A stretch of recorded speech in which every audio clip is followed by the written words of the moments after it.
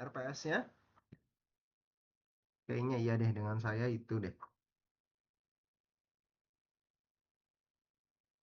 Oke, kita lihat dulu pendahuluannya.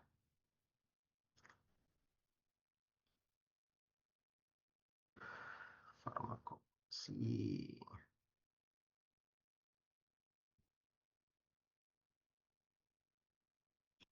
Kita akan bahas UV dulu nih kayaknya.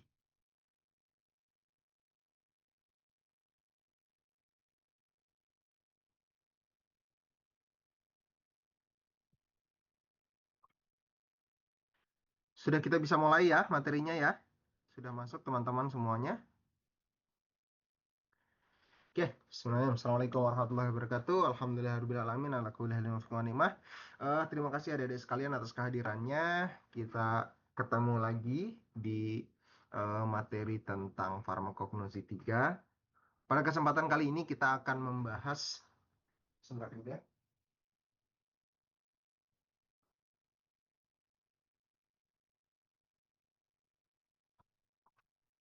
Oke, pada kesempatan kini kita akan membahas terkait dengan beberapa hal, di antaranya adalah spektroskopi ya, di mana materi yang akan saya berikan terkait dengan instrumen spektroskopi seperti UV, IR, MS, dan juga ada NMR.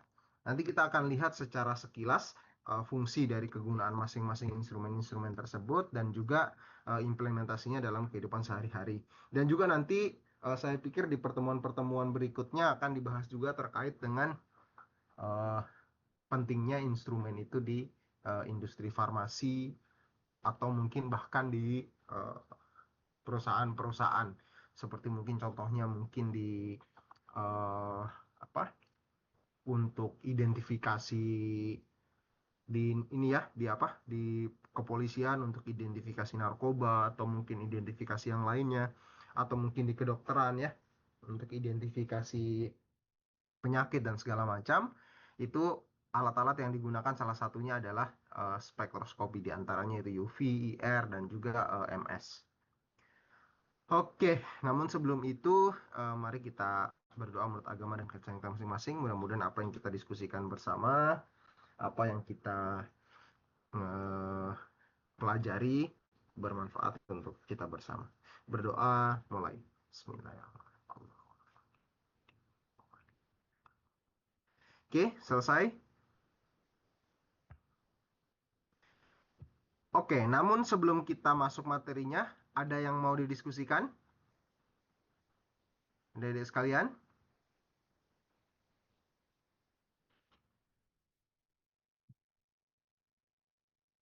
Ada yang mau didiskusikan? Atau terkait dengan materi kemarin, materi sebelumnya? Ada yang mau didiskusikan? Kalian praktikum kapan? Sudah selesai Bapak kalau praktikum farmakognosi di termin 1 kemarin. Farmakognosi 3 sudah selesai praktikumnya? Sudah. Wih, mantap. Praktikumnya kemarin sampai instrumen nggak? Iya Bapak, sampai FTIR. Wah, berarti sudah paham lah ya, setidaknya lah. Oke, mungkin saya akan ulas sedikit. Nah, sebenarnya kebalik ya. Itulah makanya kemarin itu seharusnya itu saya mungkin masuk di awal-awal ya, supaya relevan sebenarnya. Tapi oke, ini positifnya kalian sudah bisa memahami kegunaan dari UV, IR, MS nggak MS? Sebenarnya kita punya MS ada ya di. Izin Bapak untuk MS sepertinya kemarin kami tidak melakukannya. Oh enggak ya. MS itu sebenarnya kita punya ada loh di apa lab terpadu tuh. Itu bisa digunakan sebenarnya untuk praktikum. Oke lah, tapi oke. Berarti UV dan IR saja ya. XPLC? Recording in progress. Tuh, oke, kita lanjutkan. Oke, kita bicara terkait dengan elusidasi struktur. Ketika kita bicara tentang elusidasi struktur, tentunya kita juga berbicara tentang beberapa instrumen-instrumen dan juga kegunaan dari elusidasi struktur. Dari bahasanya, elusidasi struktur yaitu determinasi atau penetapan. Nah, biasa yang digunakan untuk elusidasi struktur ini untuk menentukan atau menetapkan senyawa-senyawa yang belum pernah diketahui sebelumnya, unknown compound. Jadi senyawa-senyawa ini yang belum pernah teridentifikasi sebelumnya sehingga kita perlu mengelusidasi. Kemudian yang berikutnya adalah identifikasi. Identifikasi itu hampir mirip seperti elusidasi, tapi kalau elusidasi untuk menentukan senyawa yang tidak pernah diketahui sebelumnya, kalau identifikasi itu senyawa-senyawa yang sudah pernah terdeteksi. Contohnya, kita mau mendeteksi adanya zat adiktif dalam bahan tertentu, ya. Itu kita hanya perlu mengidentifikasi, ya. Makanya disebut dengan teknik atau cara-cara yang digunakan untuk menentukan senyawa-senyawa yang sudah diketahui unknown compound, ya. Kita sudah punya standar, kemudian dari standar itu kita bandingkan dengan sampel yang ada. Oh, ternyata di dalam sampel ini, di dalam makanan ini ternyata mengandung zat tertentu, ya. Kita gunakan standarnya, standar baru kita tentukan, oh ada. Kemudian yang berikutnya adalah karakterisasi, ya. Tadi elusidasi, identifikasi, dan karakterisasi. Nah, karakterisasi ini juga sangat penting. Tidak hanya elusidasi saja. Kalau karakterisasi ini kita terkait dengan sifat-sifat fisiknya. Contohnya mungkin kita keseluruhan sifatnya ya mengkarakterisasi. Jadi contoh nih kita harus mengetahui karakter orang tersebut. Ya, makanya kita punya standar tertentu untuk mengkarakterisasi. Oh, orang tersebut ini baik. Oh, orang tersebut ini seperti ini, ciri fisiknya ini. Oh, dia punya hidungnya mancung, dagunya, dan segala macam, baunya lebar, dan segala macam. Ya, kita perlu mengkarakterisasi. Nah, dalam hal ini, karakterisasi juga untuk mengidentifikasi senyawa-senyawa yang belum pernah diketahui. Atau senyawa-senyawa unknown compound dari sifat kimianya, sifat fisiknya, bahkan sifat fisikokimianya. Sifat fisikokimia yang dimaksud adalah sifat apa? Rotasi optiknya, bidang ruangnya, polaritasnya, ya itu merupakan sifat fisikokimia. Kemudian yang berikutnya adalah struktur. Tentunya ketika kita bicara elusidasi tidak terlepas dari struktur.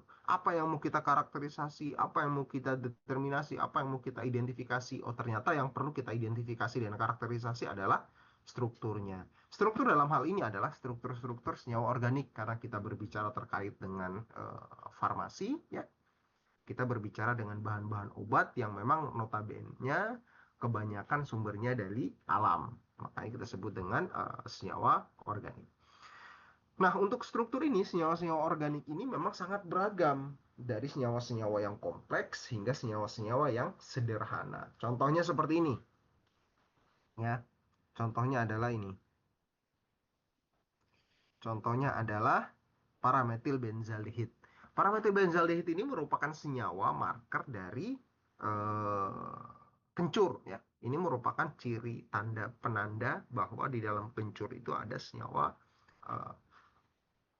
parametoksibenzaldehid. Kenapa disebut para? Ya tadi ya, karena posisinya dua gugus fungsinya ada di posisi 1,4 para.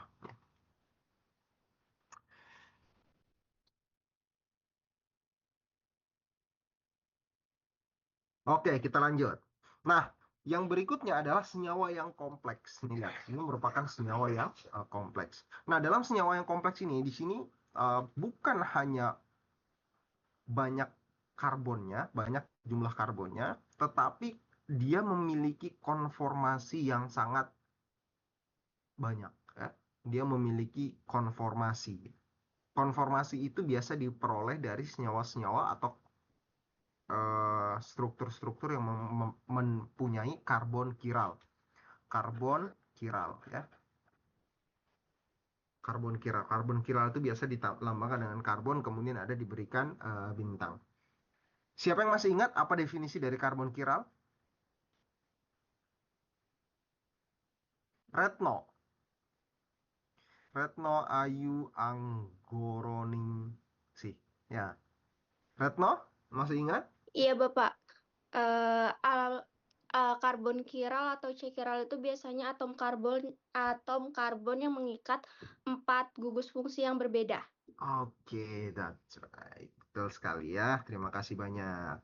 Ya, karbon chiral adalah karbon yang mengikat 4 atom karbon yang lain yang berbeda atau 4 karbon yang mengikat gugus yang berbeda ya. Mungkin ada beberapa mengikat aril dan segala macamnya. Contohnya adalah seperti ini. Nih. Ini ya, ini merupakan karbon kiral di mana karbon kiral ini mengikat 4 gugus atau 4 substituen yang berbeda. Di sini juga ada ya karbon kiral.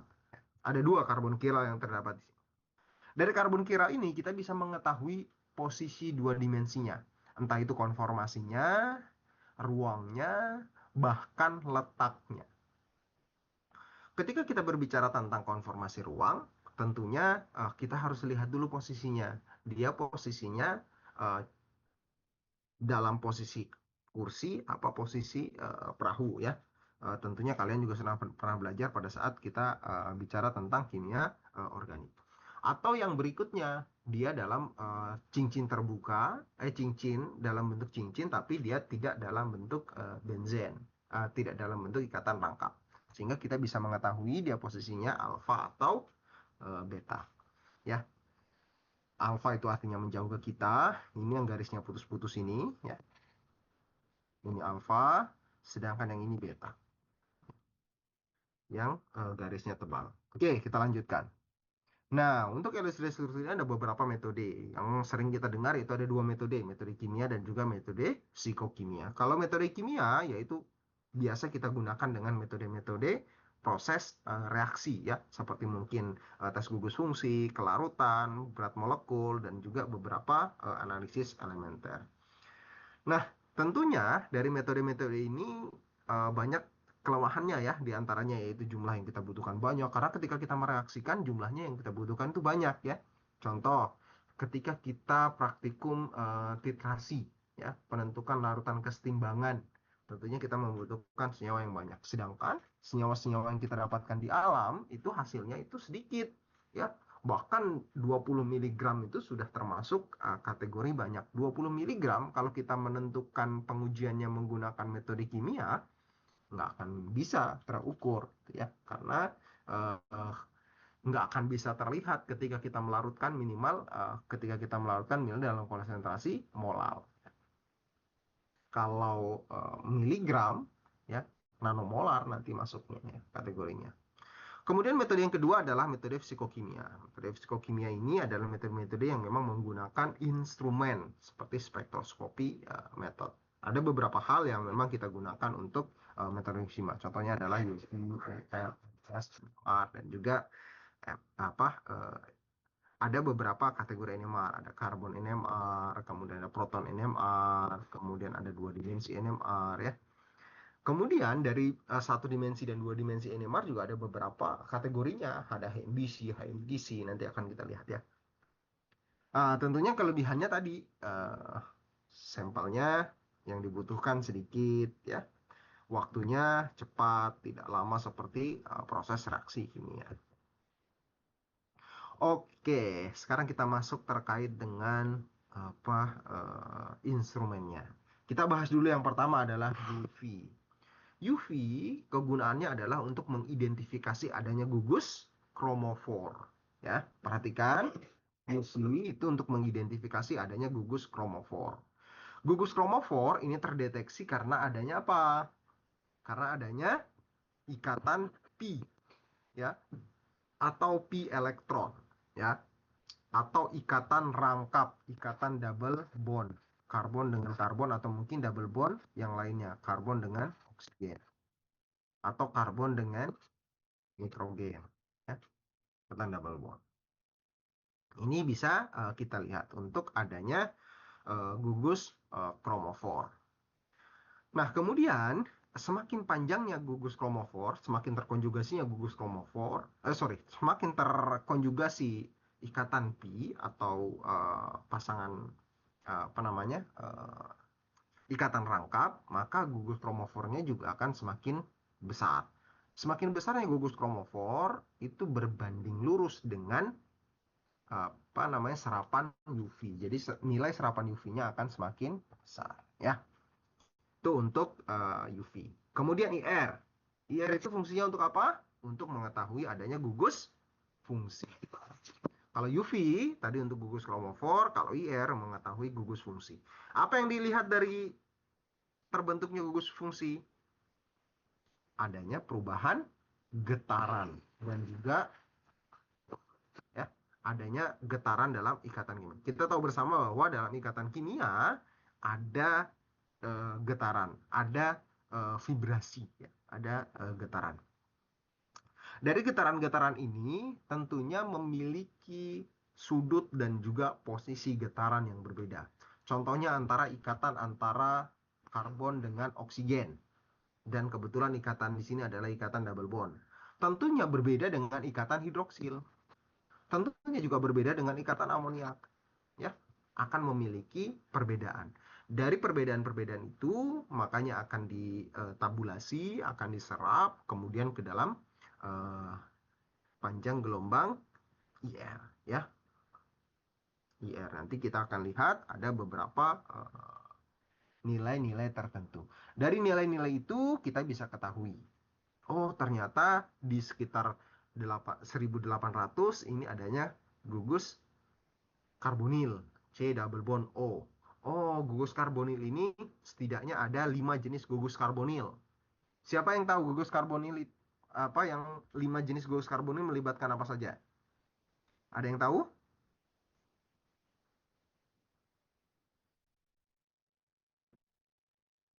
Ada yang tahu? Gugus apa saja yang melibatkan gugus karbonil? Saya kasih contoh, asam karboksilat. Yang lain, apa? Izin Bapak, apakah keton, aldehid, Keton, aldehid. Kemudian ester, ester. Kalau eter, masuk nggak? Eter nggak eter, masuk, karena eter iya. itu karbon, oksigen, karbon. Eter itu adalah reaksi oksigenasi, jadi dia memutuskan antara ikatan karbon dengan ikatan karbon, sehingga oksigennya dia menjadi pembatas antara karbon. Dia begini, karbon, oksigen, karbon. Oke, kemudian ada hidroksil, ada juga amin. Dari masing-masing ini memiliki, oh iya, satu hal yang paling menarik, setiap atom itu, ikatan antara atom dengan atom itu memiliki ciri khas yang berbeda. Ada ikatannya nanti pada saat kita membahas IR kita akan bahas. Ada yang stretching, ada yang bending stretching, ada yang sama-sama stretching. Intinya ikatan itu ada yang memang bentuknya berlawanan, satu naik satu turun, satu naik satu turun, satu naik satu turun seperti itu, atau ada yang dua-duanya naik turun, ya. Atau ada juga sembari dia mengalami ikatan, sembari juga dia mengalami rotasi, ya. Ada seperti itu. Makanya ciri khas yang seperti itu yang kemudian akan diserap dalam bentuk satuan nilai. Satuan nilai itu nanti akan tercerminkan dalam kurva. Makanya disebut dengan deret gugus UV. Gugus IR. Oke, kemudian yang berikutnya adalah NMR. Ya. Yang dua itu tadi karena kalian sudah, saya pikir teorinya juga sudah begitu banyak nulis dan segala macam, jadi kita lanjut ke NMR. Nah, NMR ini memang spektroskopi yang paling powerful. Karena apa? Karena NMR ini memang selain fungsinya memang sangat bagus, sangat banyak, dan juga instrumen ini juga merupakan instrumen yang sangat langka dan juga instrumen yang sangat mahal, ya, sangat besar. Kenapa? Karena NMR ini kita bisa mengetahui substrukturnya. Bukan hanya struktur saja, tapi bahkan subbagian terkecil dari struktur itu kita bisa mengetahui. Artinya apa? Artinya ketika kita sudah bisa mengetahui bagian terkecilnya, otomatis yang besarnya juga kita sudah mengetahui. Contoh, seperti kita berbicara sel. Ketika kita sudah mengetahui sel dalam jaringan tertentu, otomatis kita sudah tahu, oh ternyata sel ini berada dalam jaringan jantung. Kemudian, dari substruktur ini kemudian akan menjadi suatu struktur yang stabil atau menjadi suatu molekul tertentu. Dari molekul-molekul ini digabungkan kemudian akan menjadi senyawa. Nah, untuk penentuan substruktur ini diperoleh dari mana? Diperoleh karena adanya resonansi magnet nuklir atau resonansi inti. Kenapa demikian? Karena kita tahu bersama bahwa setiap atom itu memiliki kulit terluar dan masing-masing kulit terluar itu memiliki memiliki sepasang elektron yang nilainya min setengah dan plus setengah, ya, sepasang elektron. Satu elektron itu nilainya adalah setengah, entah itu ke atas maupun ke bawah, ya. Ada yang gambarnya ke atas dan ke bawah, min setengah dan plus setengah. Oke, kemudian dari posisi itu maka kita bisa identifikasi. Contohnya adalah proton. Proton ini di kulit K, di kulit keluar K, karena memang proton ini nilainya cuma 1, sehingga dia hanya di kulit K dan memiliki nilai setengah. Sehingga proton ini memang ditentukan sebagai banyaknya proton, ya. Kemudian ada juga karbon. Karbon 13, ya. Sebenarnya karbon itu 12, tapi untuk kita menentukan isotop supaya dia lebih setengah, maka kita pakai isotopnya dalam kulit terluar 1, ya. Oke, kemudian di sini kita bisa mengetahui jumlah atomnya, kemudian lingkungan atomnya, perbedaan atomnya, kemudian sampai ke tetangga dari atom tersebut. Kita bisa tentukan nilainya, kemudian tetapan couplingnya. Nanti kita akan bahas pada saat NMR. Di sini saya hanya menjelaskan secara singkat. Banyak hal yang kita bisa ketahui dari NMR tersebut. Oke, yang berikutnya adalah MS, massa spektroskopi. Massa spektroskopi itu digunakan untuk menentukan berat molekul dan juga rumus molekul. Ketika kita mengetahui berat molekul, itu hasil dari mana? Siapa yang tahu? Menentukan berat molekul dan rumus molekul itu didapat dari mana? Dari tabulasi banyaknya atom. Contoh H2O. Air, ya, molekul air H2O. Berat molekulnya berapa? Berat molekulnya adalah jumlah dari semua berat atom tersebut. Oksigen beratnya berapa? Hidrogen beratnya berapa? Ya, 16.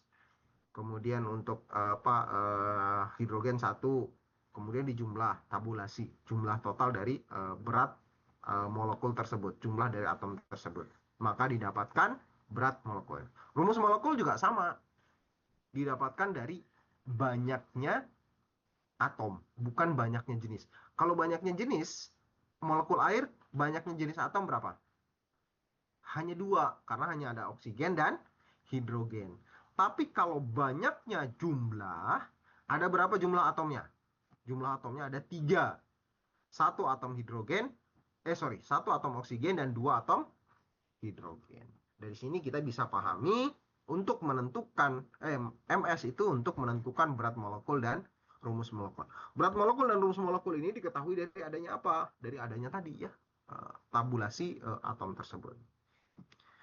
Nah, kita tahu bersama bahwa massa spektroskopi ini selain untuk mengetahui berat molekul dan juga rumus molekul, juga bisa kita untuk mengetahui adanya fragmentasi, ya. Untuk mengetahui adanya fragmentasi, ion fragment, ya. Fragmentasi ini digunakan untuk apa? Fragmentasi ini gunanya untuk mengetahui jalur retrosintesis. Contohnya, kita punya suatu senyawa tertentu yang molekulnya besar. Setelah kita ukur IR, MS, kita akan ionisasi, kemudian dia akan terbentuk beberapa fragmen. Dari fragmen-fragmen ini kebetulan kita akan analisis. Oh, ternyata kalau untuk membentuk senyawa flavonoid secara utuh, kita harus setidaknya ada 2 molekul besar. Ada benzoil dan sinamoil. Bagaimana caranya kita membentuk senyawa benzoil? Oh, benzoil itu dari benzen, kemudian kita gabungkan dengan beberapa aril. Bagaimana bentuk sinamoil? Sinamoil itu gabungan dari benzen dan juga ada beberapa alkil tertentu. Contohnya seperti keton tak jenuh, ya. Keton tak jenuh. Kemudian akan terbentuk sinamoil. Nah, dari sinamoil dan benzoil ini kemudian kita akan reaksikan, maka terbentuklah suatu senyawa tertentu yang kita namakan dengan flavonoid. Ya, itu maksudnya jalur retrosintesis. Jadi pada saat retrosintesis kita bisa tahu, oh ternyata senyawa ini diperoleh dari ini dan ini. Dari molekul terkecilnya apa? Oke, ini secara keseluruhan yang akan kita pelajari ke depan. Ada yang mau didiskusikan? Atau ada yang mau ditanyakan? Oh iya, nanti saya akan kirim materinya. Saya akan kirim materinya, jadi bisa dipahami. Ada yang mau didiskusikan? Saya nggak terlalu cepat kan ngajarnya? Slow, bisa dipahami? Iya. Hah? Oh. Halo? Kecepatan? Bisa dipahami nggak? Bisa dipahami, Bapak. Bisa. Oke, alhamdulillah kalau bisa dipahami. Oke. Kalau begitu, kita lanjutkan. Sekarang kita bahas tentang UV. Oke, UV. Penyerapan sinar tampak atau visible dan ultraviolet terhadap molekul, ya, UV. Dimana tadi kita bahas terkait dengan UV. 200 juga ya.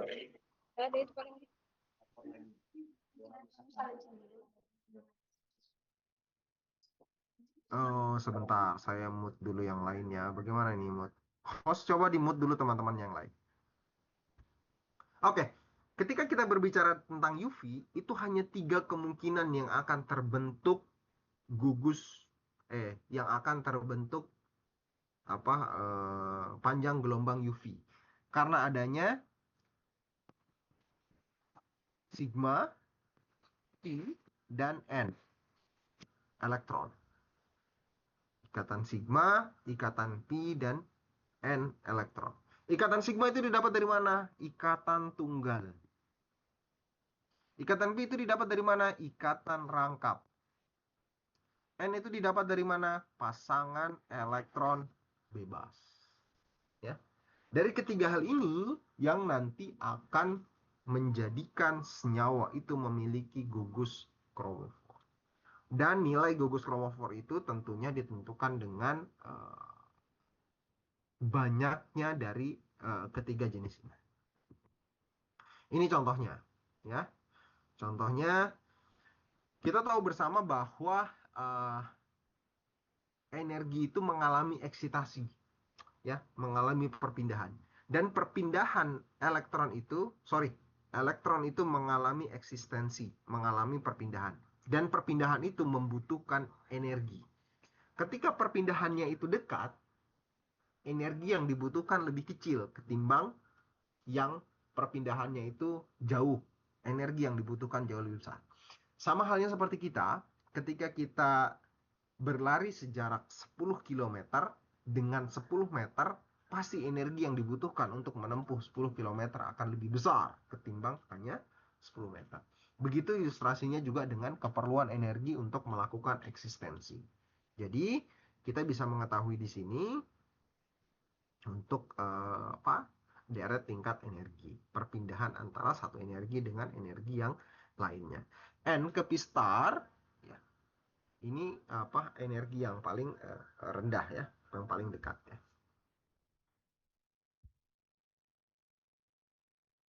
Ini N ke P star, jadi energinya yang paling rendah, N ke P star. Kemudian ada N ke sigma, ya, ini N ke P star. Kemudian ada N ke sigma star, ya. Kemudian ada P ke P star, ya. Kemudian ada sigma ke P star, ya. Sebenarnya ada satu lagi nih di sini, sigma ke P star. Kemudian ada satu lagi P ke P star, di bawah sampai ke atas. Ini untuk tingkat energinya, dia ada tingkat energi. Ini saya pikir bisa dipelajari pelajari saja. Contoh, kita ketahui bersama bahwa masing-masing itu memiliki nilai yang berbeda. Tentunya deret panjang gelombangnya dari kiri ke kanan itu akan semakin besar. Kenapa? Karena kalau di sini hanya memiliki ikatan pi dan ikatan pi.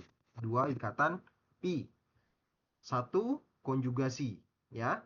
Kalau di sini ada ikatan pi, ini juga ada ikatan pi terkonjugasi. Di sini ada pasangan elektron bebas. Ada N-nya di sini. Sehingga dia mengalami dua perpanjangan konjugasi. Bisa ke sini, bisa ke sini, dan juga bisa ke sini. Nah, kalau ini cuma satu.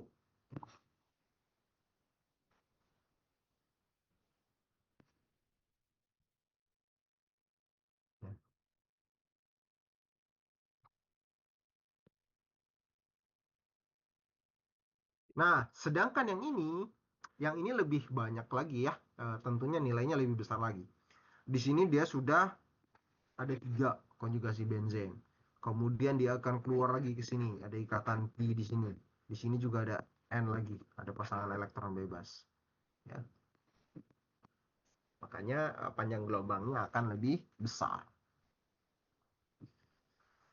Oke, nah sekarang kita lihat untuk pergeseran sinar UV. Kalau yang ini yang lebih kecil dari 200 itu UV vakum ya. Ini sinar UV 200 hingga 400. Kalau visible ini 400 ke atas. 400 ke atas ini sudah tampak oleh mata. Contohnya seperti warna pelangi Meiji Kuhibinyu ya. Warna pelangi itu sudah kita bisa lihat. Contoh lain seperti pigmen-pigmen ya, zat-zat warna, entah itu yang ada di tumbuhan, yang ada di buah-buahan, bunga-bunga dan segala macamnya, itu merupakan contoh-contoh dari pigmen-pigmen alami dari pewarna ya, yang terdapat di alam. Oke, kita lihat untuk nilai pergeserannya. Ini ada nilai tertentu, batasnya dari sini hingga ke sini. Seperti tadi yang saya bilang, ada tadi yang paling kecil itu tadi apa? Nilai energinya yang paling kecil adalah N ke pi ya. Oke, kemudian ini untuk kita ketahui bahwa ini 200 ya. Ini di sini 200. Ini 300. Ini di sini 200, batasnya itu dari sini sampai ke sini. Ultraviolet ini visible, sinar tampak. Contohnya adalah asam benzoik. Ya, asam benzoik. Asam benzoik itu seperti tadi yang dicontohkan ya. Ini kalau kita gambarkan, ini C double bond OH. OH. Ya. Ini benzen.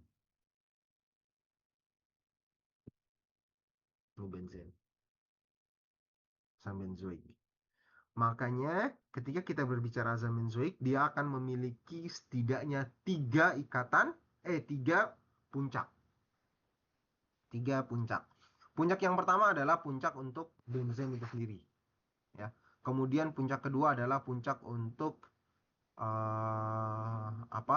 Ini kan hidroksil. Hidroksil ini memiliki pasangan, di sini ada N, di sini juga ada N. Makanya dia bisa memiliki konjugasi. Ini ke sini ikatan pi-nya, ini ke sini ikatan. Di sini ada ikatan pi, di sini N. 1, 2. Ya, ada 2 konjugasi. Terus ada benzen. Terus yang ketiga adalah keseluruhannya. Keseluruhan. Makanya dia akan terbentuk 3 puncak. Oke, sebenarnya 3 puncak ini kadang tidak sempurna. Terkadang benzoik acid, asam benzoik ini tergantung dalam pelarut-pelarut tertentu. Kalau dia dalam pelarut-pelarutnya seperti pelarut-pelarut yang polar, seperti metanol, etanol, dan segala, ini di sini justru malah dia akan terbentuk satu gelombang di sini. Ya. Kenapa? Karena yang ini dengan yang ini, yang ini keseluruhan dengan yang keseluruhannya itu dia akan bergabung menjadi satu.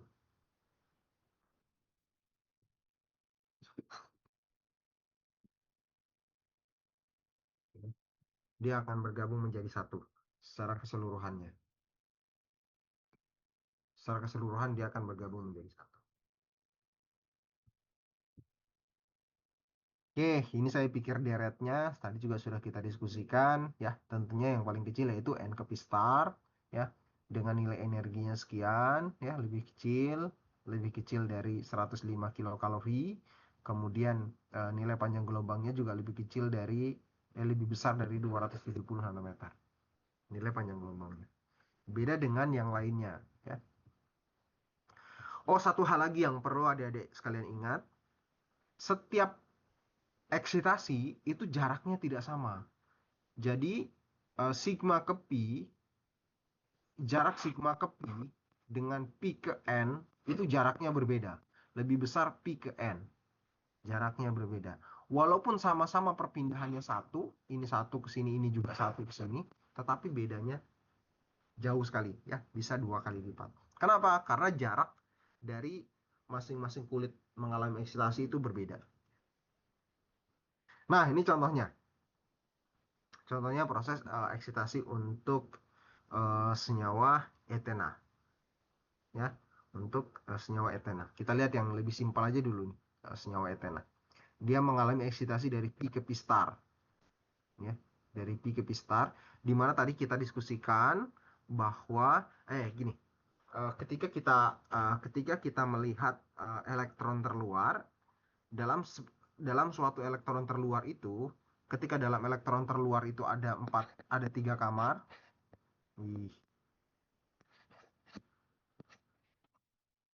Contoh ini di kulit L. Di kulit L.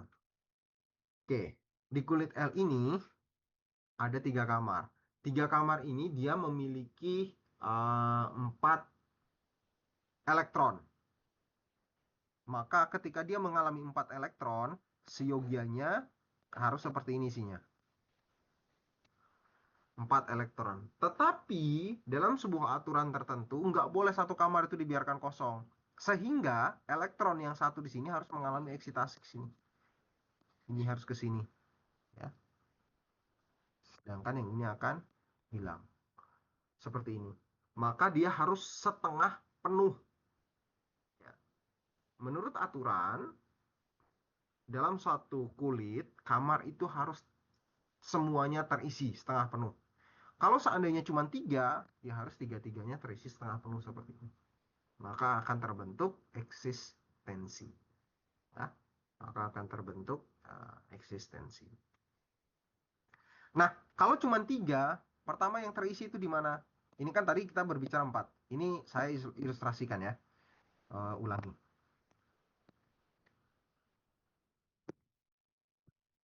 Saya ilustrasikan ini di kulit L. Di kulit L kita punya 4 elektron. Pertama 4 elektron. 1, 2, 3, 4.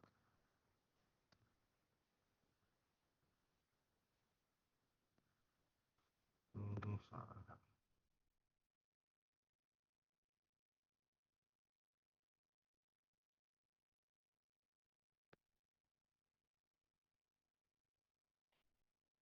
Kita punya 4 elektron. Ketika kita punya 4 elektron, otomatis mengisinya akan seperti ini. 1, ya Allah. 2, 3, 4. Ih, pennya ini kenapa? Oh, mati. Oke, 4 elektron. Nah, karena dia memiliki 4 elektron, sehingga yang di kulit paling mendekati dengan luar, yang sepasang kulit yang di luar, yang ini, ya, dia akan berpindah satu ke sini. Maka jadinya akan seperti ini. Ini berpindah, jadi di sini 2, di sini 1, di sini 1. Yang ini berpindah ke sini. Tapi beda ketika dia memiliki 3 elektron. Ini isi 1, 2, 3. Sekarang yang akan berpindah dari mana? Yang akan mengalami eksitasi di mana? Dari kamar yang nomor 1. Dari sini dia akan ke sini. maka jaraknya akan lebih besar. Ya. Dia akan berpindah jadinya 1, 1, 1. Jadinya akan seperti ini. Ya, dia berpindah dari sini ke sini. Makanya jaraknya akan lebih besar. Seperti itu juga tadi kalau dia mengalami eksitasi. Ini kan eksitasinya dari pi ke pi star. Jadi dia cuma satu saja ya. Dari pi ke pi star. Maka dia akan mengilimi apa? Dia akan mengalami satu perpindahan saja. Makanya nilainya juga lebih dekat. Jadi dari sini ke sini. Ya. Pi ke pi star. Jadi nilai energinya lebih rendah. Beda dengan yang ini. Ya, beda dengan yang ini. Perhatikan. Beda dengan yang ini. Yang ini, dia akan mengalami juga perpindahan dari pi ke n. Ya, dari pi ke n. Kenapa demikian? Karena kita tahu bersama bahwa ketika dalam suatu senyawa itu kulit terluarnya cuma satu, maka yang harus terpenuhi itu adalah kulit yang berikutnya. Ini kan kulit K, L. K itu kan satu ruangan, L dua ruangan kan. Ini contoh seperti ini. Ini kulit K yang di sini. Ini nggak apa-apa, dia cuma sendirian. Tapi yang ini harus terisi penuh. Makanya jadi seperti ini. Ya, mengalami perpindahan. Ya. Ada dua kemungkinan. Di sini N ke P star. Ya, di sini N ke P star perpindahannya. N ke P star perpindahannya. Jadi akan seperti ini. Atau bisa jadi P ke P star. Ya. Dari sini langsung ke atas. P ke P star. Oke, yang paling menarik adalah ini. Ikatan konjugasi. Kalau ini kan karena adanya double bond ya. Karena adanya oksigen, pasangan elektron bebas. Kalau ini karena adanya dua konjugasi, konjugasi ikatan pi. Ikatan pi. Karena ada dua konjugasi ikatan pi, maka dia akan memiliki dua perpindahan. Sebenarnya di sini ada perpindahan lagi satu lagi nih. Jadi dari pi 1 ke pi 4. Makanya ya energinya lebih besar. Oke, ini untuk deret energinya. Ini contoh, saya pikir bisa dilihat. Contoh senyawa amin. Ini secara ilustrasi seperti ini.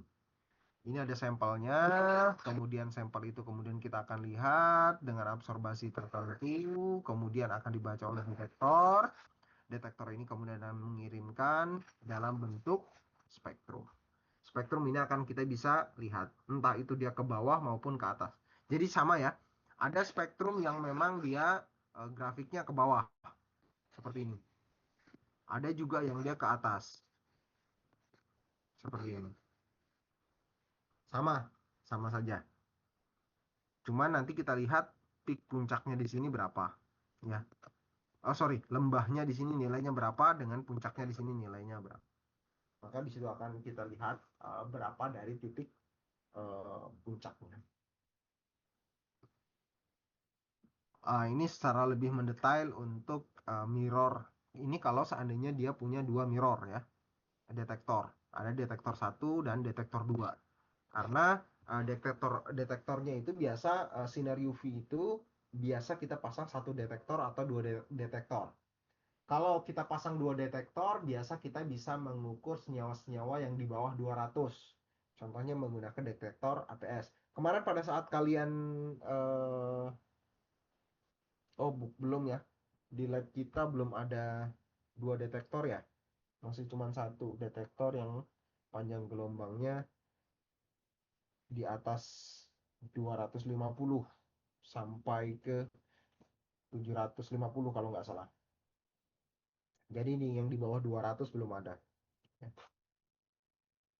Ini kalau seandainya dia ada dua detektor. Kalau ada dua detektor, kita bisa untuk mengetahui lebih panjang lagi ya, panjang gelombangnya. Ini contohnya senyawa contohnya untuk alat-alat UV. Ini sudah alat-alat yang lama ya. Ini di Jepang, ini alat di Jepang. Ini contoh untuk senyawa ini ya. Ini ya, metil, di sini metil. Kemudian juga ada terkonjugasi ya. Ini terkonjugasi, di sini juga ada pasangan elektron lepas, ada N ya. Ada terkonjugasi sehingga memang nilainya 232 nanometer. Kalau seandainya dia hanya 2 terkonjugasi saja, nilainya akan lebih rendah, sekitar 220 atau 215.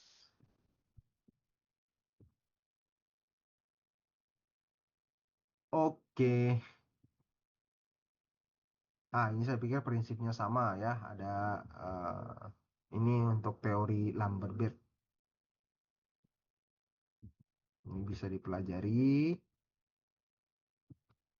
Ini pelarut-pelarutnya.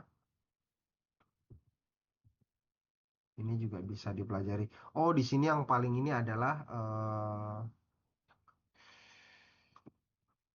ada suatu gugus kovalen tak jenuh yang bertanggung jawab terhadap absorbansi elektron gugus fungsi yang mempengaruhi. Ada beberapa gugus-gugus kromofor yang mempengaruhi. Ada ausokrom, ya, ada kromofor, ya, ada ausokrom, ya.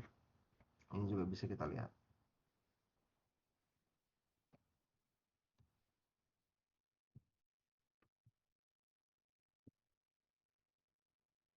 Ada juga hipokromik, batokromik ya.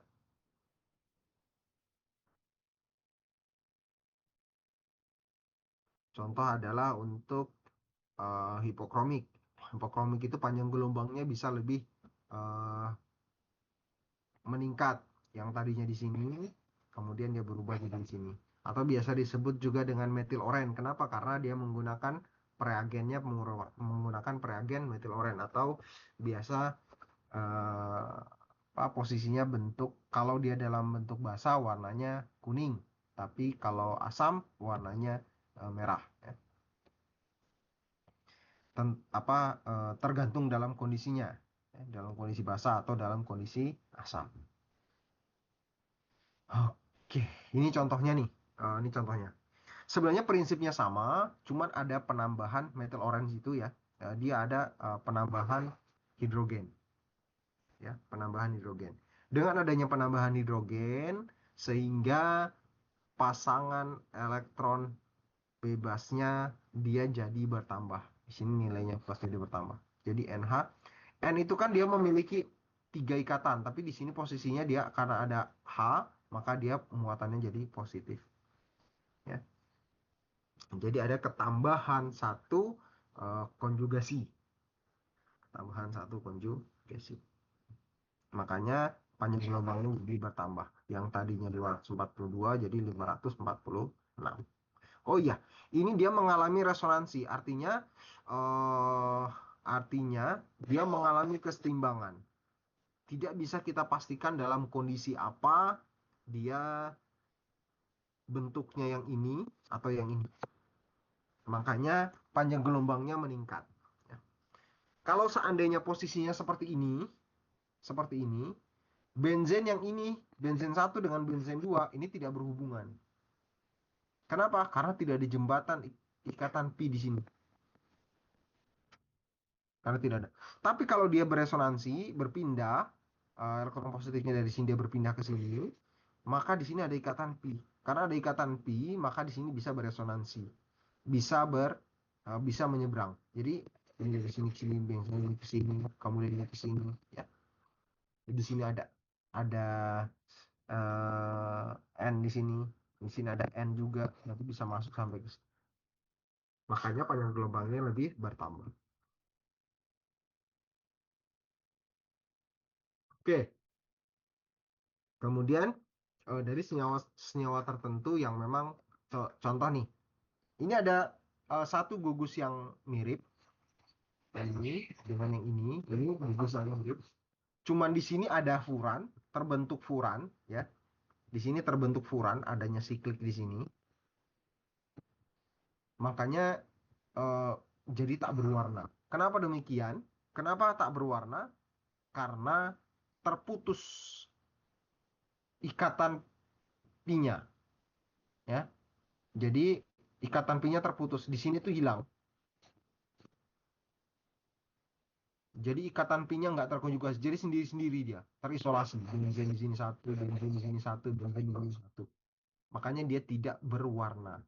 Karena kalau benzen saja itu belum memenuhi warna, karena benzen itu sekitar di bawah 300, 280-an. 280 itu belum kelihatan. Yang kelihatan warna itu ketika sudah mencapai 400.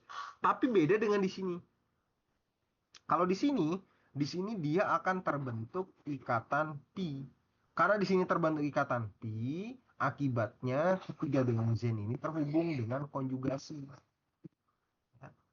Ketika dia 3 benzen terhubung dengan konjugasi, deret panjang gelombangnya akan meningkat, ya, mendekati 4 atau melebihi 400, sorry. Bukan mendekati, tapi justru malah melebihi. Kenapa? Karena ini dari 3 benzen. Ya, 3 benzen. Kemudian di sini ini dia terkonjugasi dengan 1N. Terkonjugasi. Kemudian ketika ditambah dengan hidroksil, ketika kita tambah dengan hidroksil, pasangan elektron bebas yang ikatan pi yang di sini dia hilang lagi. Kenapa? Hidroksilnya masuk ke sini. Karena di sini kan posisinya positif kan. Hidroksilnya ini negatif. Hidroksil akan masuk ke sini. Masuk ke sini hidroksilnya. Ikatan pi-nya akan hilang. Masuk lagi ke sini ikatan pi-nya. Ini menjadi negatif. Berubah lagi tak berwarna. Kenapa demikian? Karena tadi benzennya terisolasi. Makanya jadi tak berwarna. Sampai sini bisa dipahami? Bisa ya. Ini amin. Saya pikir sama prinsipnya. Sekarang ada pergeseran. Ada pergeseran batokromik dan isokromik tadi sudah kita pelajari. Ini teorinya saya pikir sama. Ada pi ke pi bintang, ya. Kemudian ada juga n ke pi bintang. Ini contoh-contohnya senyawa-senyawa dengan pelarut-pelarut tertentu.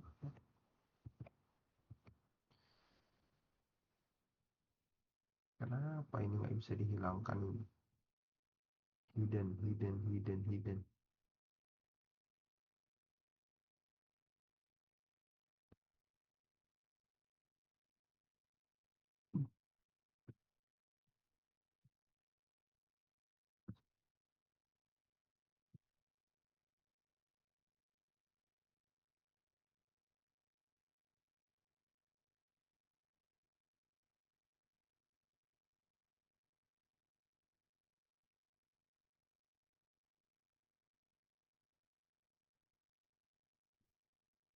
Oke.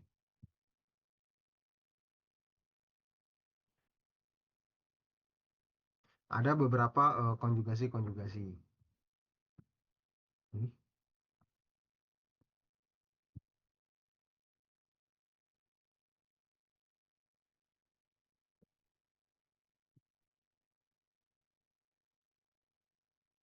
Oh, ada kebetulan ada beberapa gugus-gugus, ada K, ada R, ya.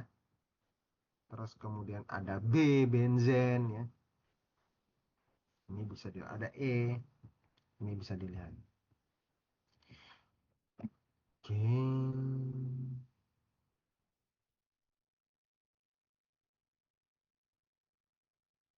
Oke, sampai di sini bisa dipahami. Hari ini kita membicarakan UV. Mungkin pertemuan berikutnya kita akan membicarakan IR. Dengan saya berapa pertemuan ya? 4 kayaknya ya. Dengan saya 4 pertemuan, nanti kita akan membicarakan UV, IR, MS, dan juga NMR. Setidaknya sedikit-sedikit kita akan diskusikan. Ada adik-adik sekalian, ada yang mau didiskusikan? Retno, tadi mana Retno tadi? Retno, ada yang mau didiskusikan? Sejujurnya saya sedikit bingung Pak karena nggak begitu mengerti kimia, tapi masih bisa mengikuti. Insya Allah nanti Oke. saya bisa pelajari ulang. Oke, nanti saya akan kirimkan PPT-nya.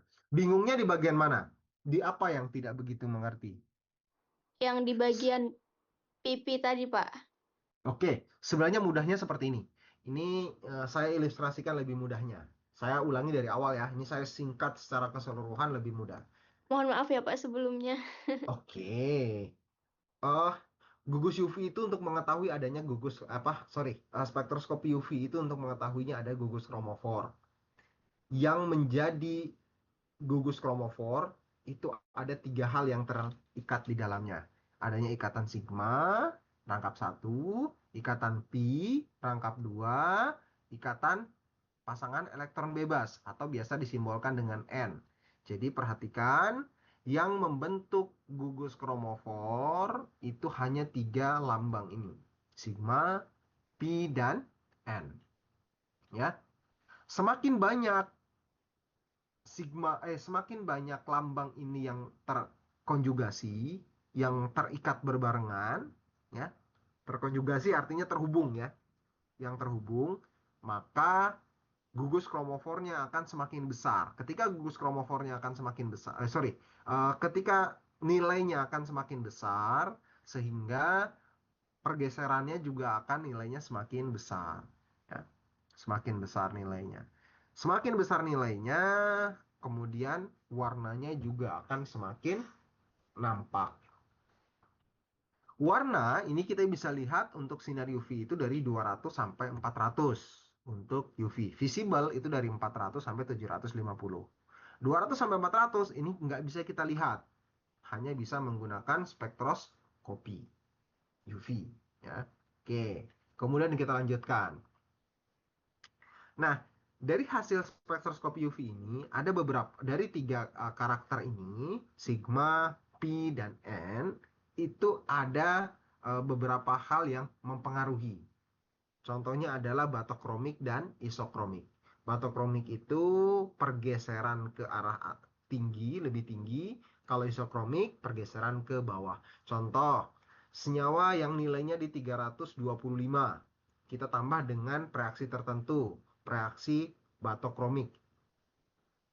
Yang tadinya 325, karena dengan reaksi batokromik, panjang gelombangnya bertambah dari 325 menjadi 420. Kenapa? Karena ditambah dengan gugus tertentu yang memang memperpanjang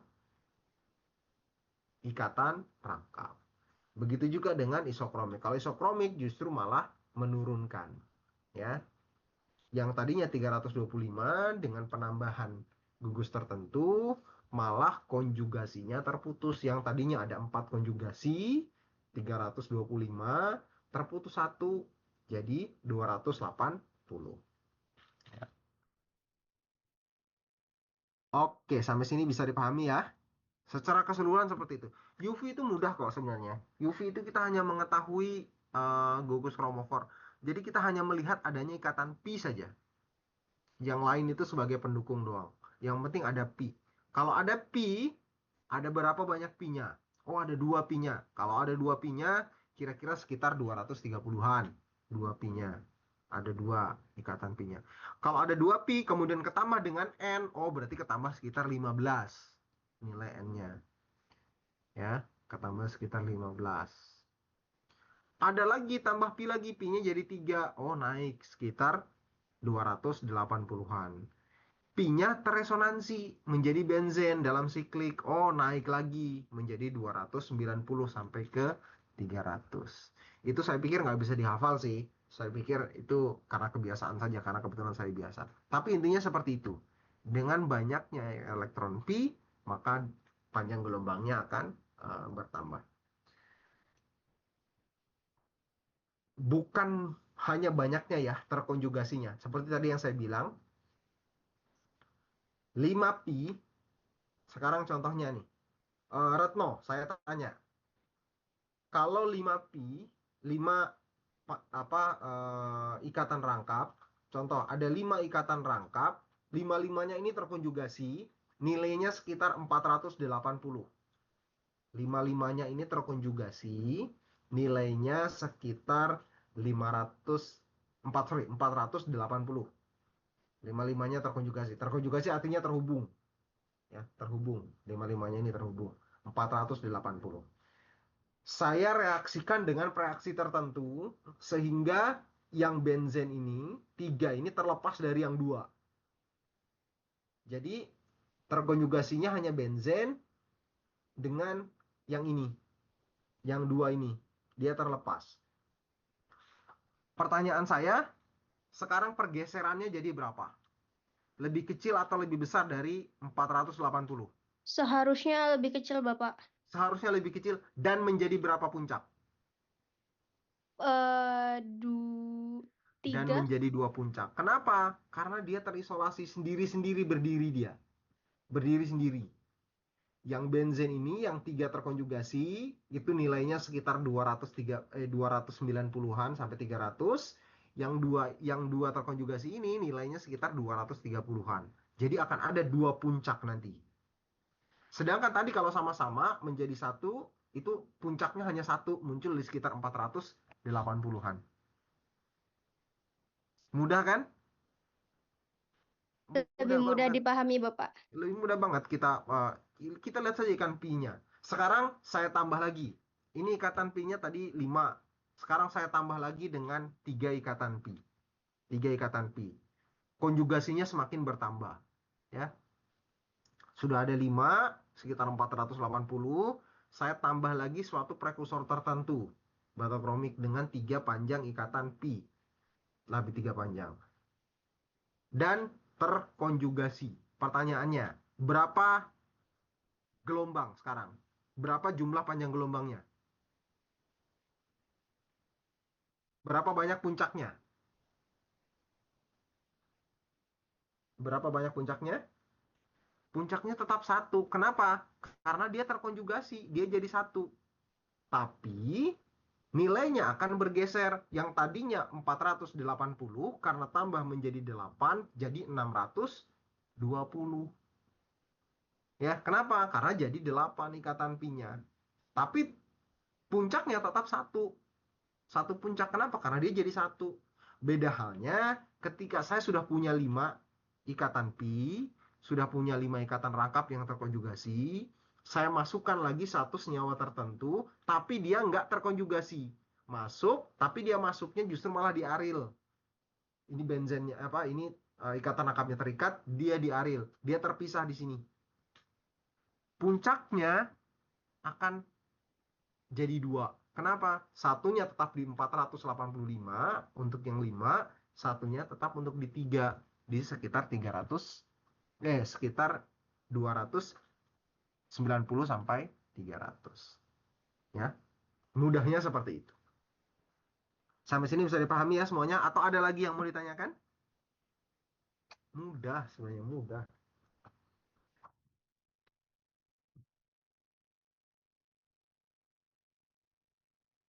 Oke. Sampai sini bisa dipahami? Yang lain ada yang mau ditanyakan? Atau Retno masih belum jelas? Sudah jelas, Bapak. Oke, alhamdulillah kalau begitu. Mudah saja. IR juga mudah saja. UV juga mudah saja. MS juga mudah saja. NMR juga mudah saja. Kalau tidak ada, saya pikir hari ini cukup sampai di sini. Kita habis sampai pukul 14 ya. Kalau sudah, Benar, kita Bapak. akhir sampai di sini. Terima kasih banyak. Mohon maaf bila ada kesalahan kekurangan. Hari ini kita membahas tentang UV saja. Nanti tolong didiskusikan. Minggu depan tetap hari ini, tetap hari dan jam yang sama.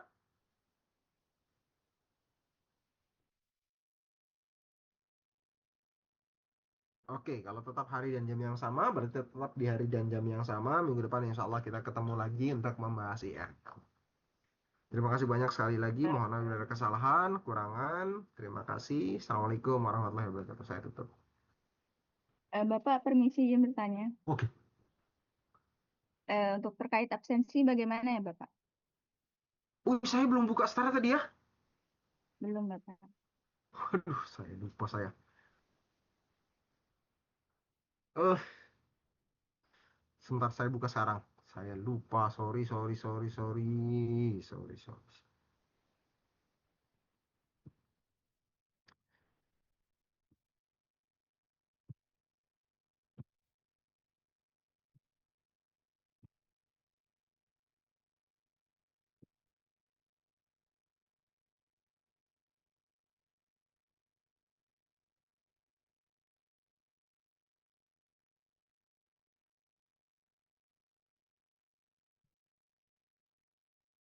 Bye.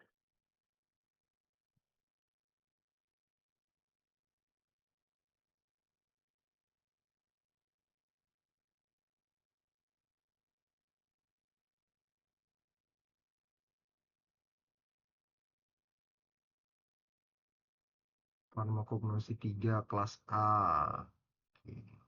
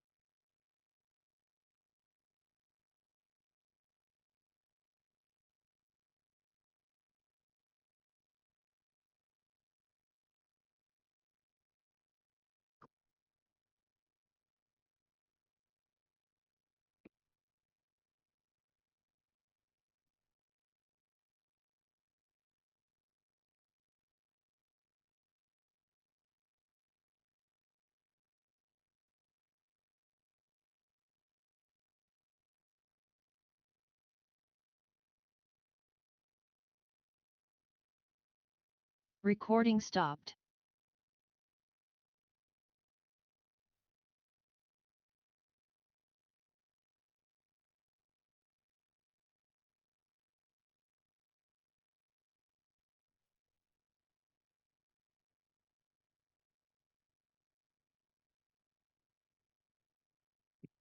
Oke, sudah saya buka semuanya.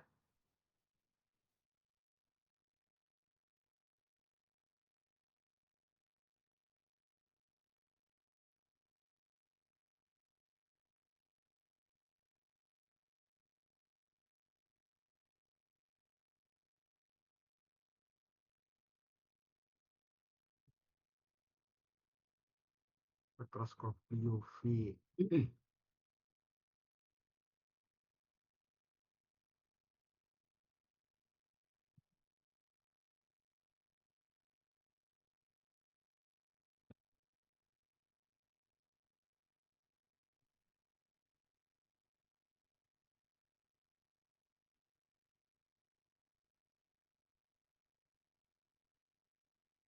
Oke, saya kirim ke Zoom materinya untuk UV dan IR dan pertemuan yang akan datang.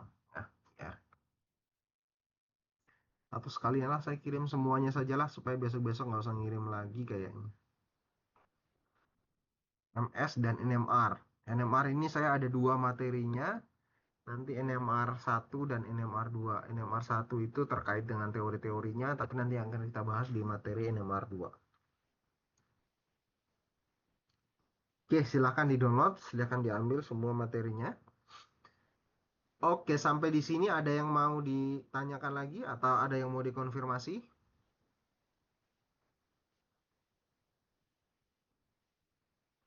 Tak ada? Nggak ada?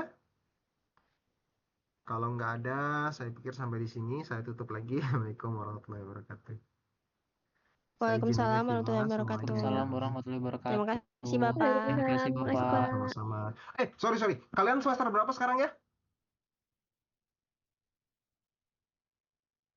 Izin menjawab Pak, Semester semester 4 Pak. Bapak. 4. Oke.